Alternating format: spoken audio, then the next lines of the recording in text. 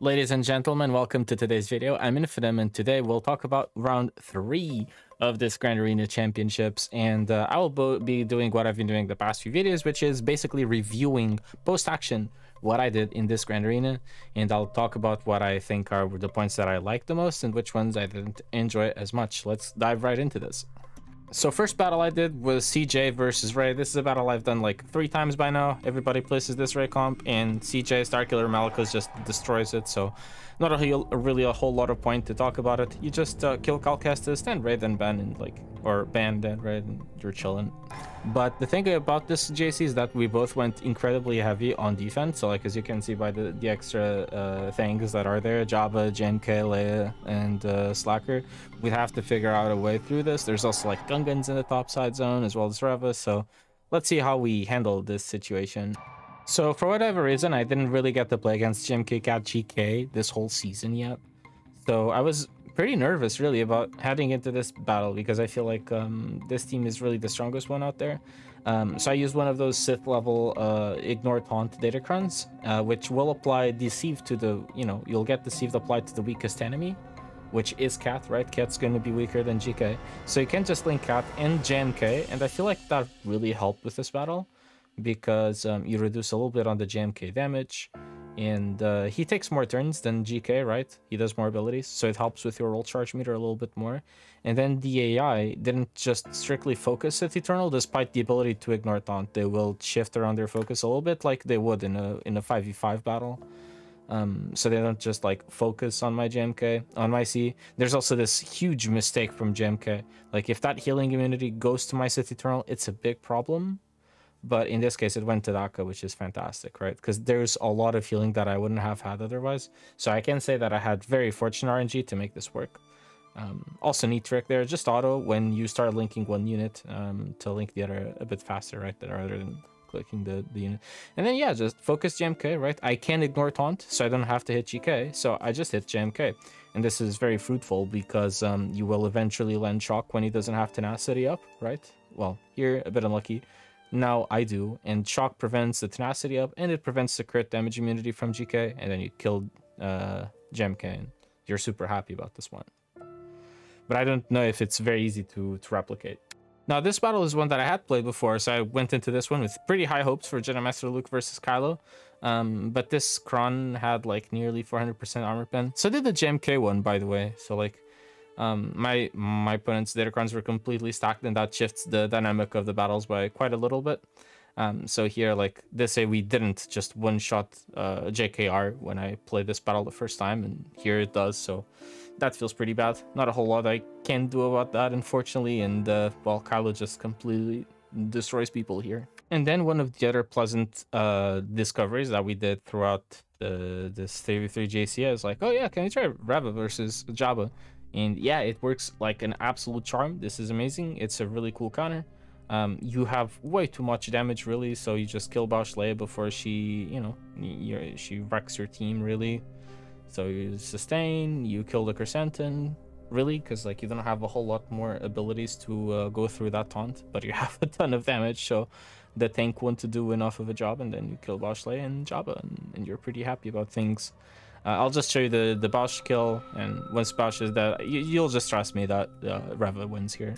So here I was a little bit concerned with the bottom side zone, and I wanted to see if Maul would kill Gungans, so I could kind of decide my placement on how to use my units on the bottom side.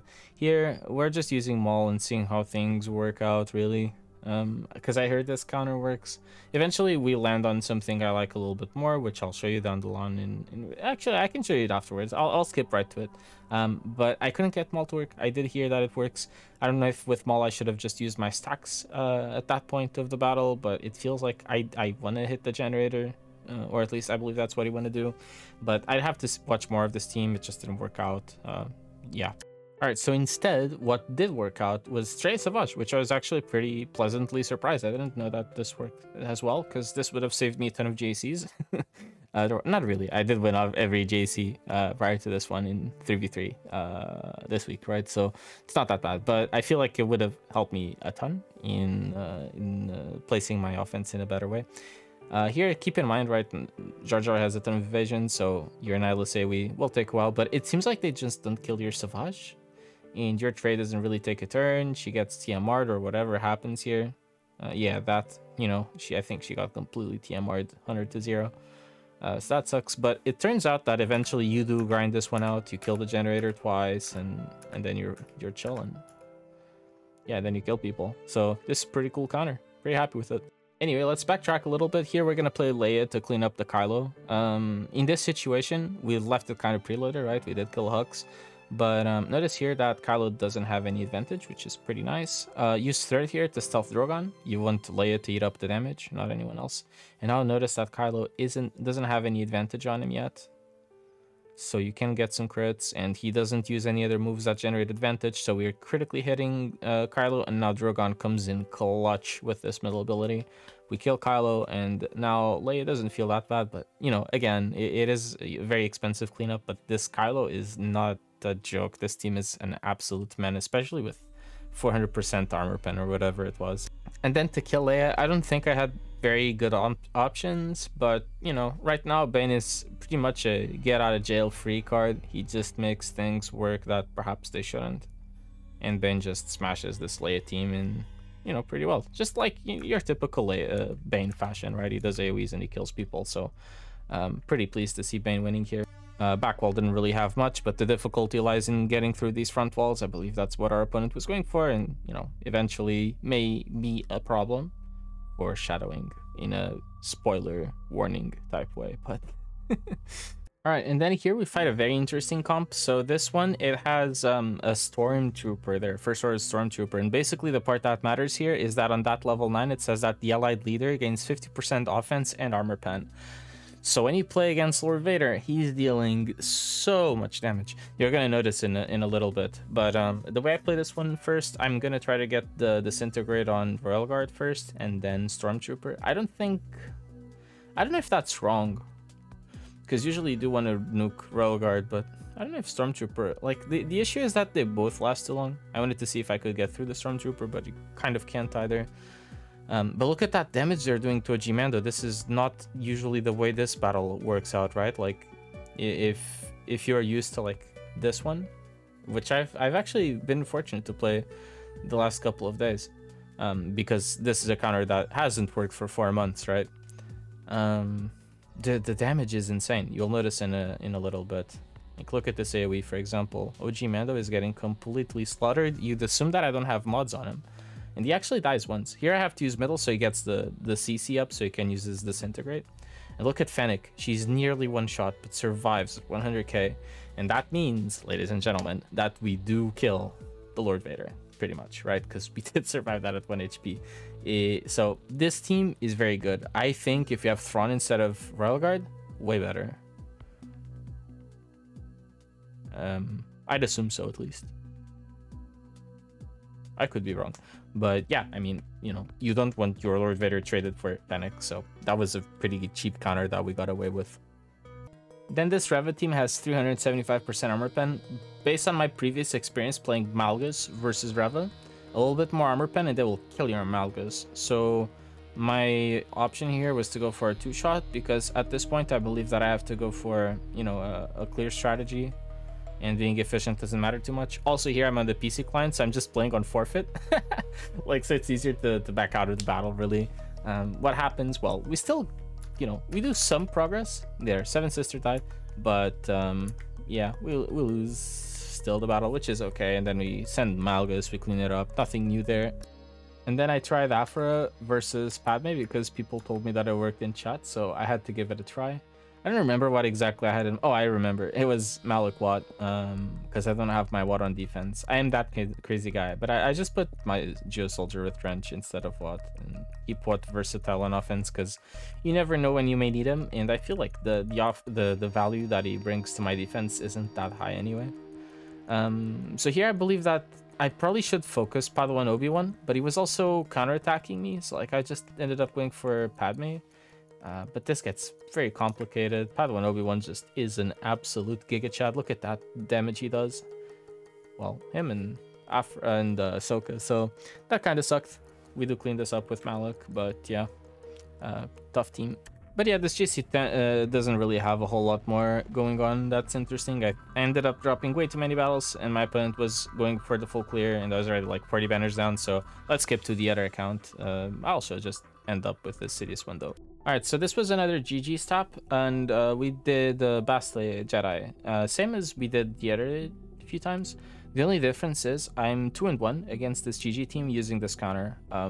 However, the time I did lose was to stop on me, so it seems that stop on me does stop this Bastille Jedi counter, which can be a bit helpful because this team is usually available to your opponents on offense.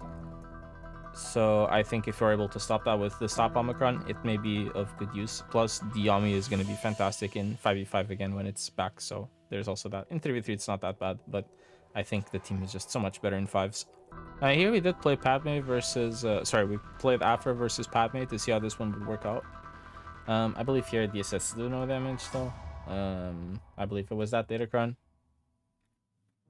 I seem to be doing something that's not playing the battle, and I'm waiting for me to play the battle. I guess I was just chatting or something.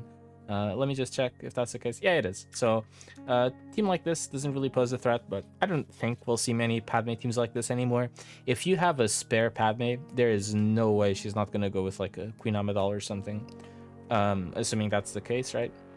I guess you could have Queen Amidala with the 2 marquee units if you have those geared up. If you don't, I would expect Queen Amidala and Padmé to be together next week. So, yeah, I don't really think this is a whole lot of value there, but, you know, keep this in mind, I guess. Alright, so this battle, I didn't really know how to play it out, but it seemed to have a decent win rate on .gg, so I wanted to give it a try with Maul Meadows against Finn Zorii. So basically against this type of teams, you have to look for level 3. If they have the tenacity up level 3, you cannot use Sidious. If they have the tenacity up level 3, sorry, if they don't, then you can use Sidious. However, my opponents did have the tenacity up, so we have to send in an alternate counter. So I'll just show this one a little bit. But yeah, basically, if you want to stop a lot of the Sidious counters, get that tenacity up going, and then if your team has any kind of healing going on, you can't really kill it. Also here, I took a while to figure out how to get through Holdo, but basically you have to punch through the whole protection up. There is no point of the battle in which you have a Holdo without prod up and that your Maul is happy to hit. As long as it's not too much protection up, you just gotta go for it. I think I end up going for it here. And here we do get rid of her protection. And now Finn is killable, Zorii is killable. Once one of the pieces goes down, the other pieces start to crumble apart a little bit, and you end up winning. There you go, Finn goes down. I think you died to a counter, get rid of Zorii. Now there's not really a lot of foresight going on, and you finish Holdo, and you're pretty happy about it. Alright, this one is a bit of an older counter, which is Padmé MG versus CLS Chupio. This one used to be very common. Usually when you play this one, you wanted to check into the protection values and health values on Chupio and CLS, right? If they have a lot more health, then Courage will deal more damage to them. But here, you know, right now this is very easy. You have the Galactic Republic Datacrons, you can have damage reduction, you can have the protection disruption if you have prod up. Like, you know, look at the damage that we do. We just destroy this team completely. It's not CLS's era, it's the Galactic Republic era, baby. And then there's also this Leia versus Jabba battle. This one actually turned out to be pretty weird, but I'll show you exactly what happens. So with this battle, you want to keep your Drogon stealth at the opener. They remove the stealth. And then you want to kill the Bausch Leia. One thing to keep in mind with these Datacrons is that a lot of people don't give survivability to Bausch. They give survivability to Chrysanthemum and Jabba. So it's pretty easy to kill the Bausch Leia. Here, you do basic. Basic deals a ton of damage, so 407k.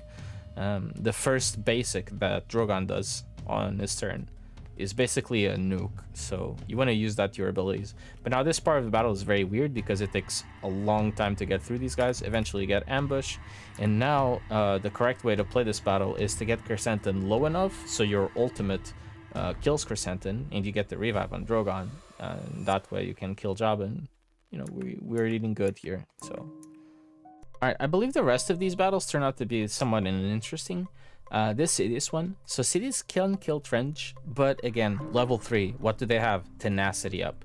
So now Sidious goes from like a for sure counter to have a bit of an iffier time. And this battle drags on and on and on. So basically, they can't kill the Sidious, even if it looks like he's in, you know, weird conditions. But he never really dies. And the problem is they heal a ton. Like, you'll get trenched to very low HP, or he has 4 dots, boom, instantly cleanses everything, and you're super sad about all of it. So that's how it happens. There is a point here where Trench is nearly 1 HP, and instead of going for the AoE here, I've seen him heal up a ton. So like what I do instead is basic, and that gets the kill, which I'm thrilled about. We get the kill on Trench there, and you know, from until I got the kill on Trench, which was nearly 2.5 minutes, killing the rest of them will happen eventually, so that's good. Yeah, that's how this one turns out. And yeah, the rest turns out to be pretty interesting. I mean, look at this. I have Lord Vader left over for Dr. Aphra, so yeah, that'll be all for this week. Next week, we have some pretty cool, interesting stuff, right? Master Qui-Gon was released after JC Lock. We will have Queen Amidala as well from Conquest. People will have their Datacrons a little bit better because it's been a whole extra week of Datacron farming, so expect some pretty cool stuff going on for next week that we still don't really know how to play around. So that's going to be Queen Amidala. I think that First Order Stormtrooper Datacron actually has a ton of potential. That thing is something I completely missed, and that Lord Vader looks fantastic with that. So I'd recommend that. I mean, I don't know if you need to put it with Lord Vader, but you get that Datacron with Stormtrooper. It looks amazing. If you can utilize that in a way where you get a ton of damage to the leader, and that your leader can utilize that well. So that could be something to look into. All right, that will be all for today. Thank you guys so much for tuning in.